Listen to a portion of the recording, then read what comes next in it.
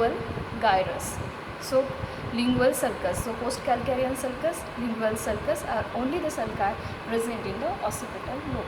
So these are all sulci and gyri present on superolateral surface. Now coming on medial surface. So this is the medial surface of cerebrum. This is frontal pole, this is occipital pole, this is corpus callosum, the rostrum, genu, body, a trunk, and then splenium of corpus callosum. So you can trace the central sulcus over here. This is the central sulcus over here. So the part which is present previous to central sulcus, this is called as medial frontal gyrus. So this is medial frontal gyrus. The part around the central sulcus is called as paracentral lobule. Then the part between parieto-occipital and calcarean sulcus, this is called as cuneus, and the part which is present previous to cuneus is called as precuneus.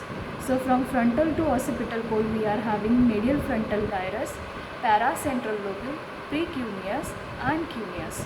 The sulci present just adjacent to corpus callosum is the callosal sulcus. Then the sulcus which is present above here parallel to the corpus callosum, this is called as cingulate sulcus. So this is cingulate sulcus and the area enclosed here is the cingulate gyrus. The sulcus which is cutting the surface after the central sulcus is the parieto-occipital sulcus. Then the another sulcus lower down is the calcarine sulcus. So total sulci here are callosal sulcus, cingulate sulcus, cingulate gyrus, parieto-occipital sulcus and calcarine sulcus. So this covers the medial surface of cerebrum. Now coming on to the inferior surface. The inferior surface here, very few sulci and gyri are visible.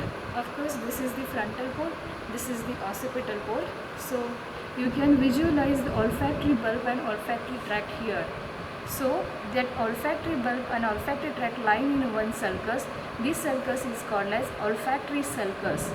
It encloses one gyrus. This gyrus is called as gyrus rectus. So we are having olfactory sulcus, gyrus rectus. When you see on a lateral side, you will find the H-shaped sulci. These are orbital sulci and they enclose orbital gyri, anterior, posterior, medial and lateral. So on the frontal lobe we are having olfactory sulcus, gyrus rectus, orbital sulci and orbital gyri. Okay, now coming on the temporal lobe.